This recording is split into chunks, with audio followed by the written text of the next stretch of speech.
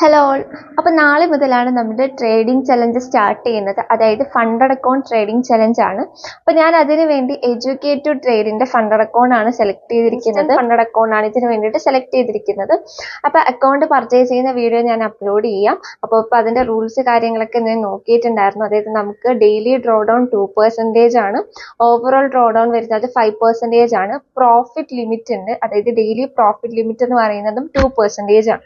അപ്പോൾ 10% ആകുമ്പോഴാണ് നമ്മുടെ അക്കൗണ്ട് സ്കെയിൽ അപ്പ് ആവുന്നത്. അപ്പോൾ ഇത് പോയിട്ട് തന്നെ നമുക്ക് ഇവിടെ കുറച്ച് സ്റ്റേജസ് കാണാൻ വേണ്ടിയിട്ട് പറ്റുന്നുണ്ട്. ഫസ്റ്റ് നമ്മുടെ ക്യാപിറ്റലിന്റെ 5% പ്രോഫിറ്റ് ആവുന്ന സമയത്ത് നമ്മൾ ബ്രോൺസ് എന്ന് പറയുന്ന സ്റ്റേജിലാവും.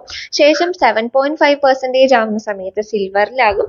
ശേഷം 10% ആകുമ്പോൾ നമുക്ക് ഗോൾഡ് എന്ന് പറയുന്ന സ്റ്റേജിലായിരിക്കും വരുന്നത്.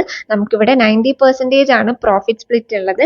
10% ആവുന്ന സമയത്ത് നമ്മുടെ അക്കൗണ്ട് സ്കെയിൽ അപ്പ് ആവുകയാണ് ചെയ്യുന്നത്. അതായത് 1Kയുടെ അക്കൗണ്ട് അടുത്ത് 2.5K ആവും. 2500ന്റെ അക്കൗണ്ട് ആയിരിക്കും വരുന്നത്. ബാക്കി നമുക്ക് ചലഞ്ചിലൂടെ കാണാവുന്നതാണ്.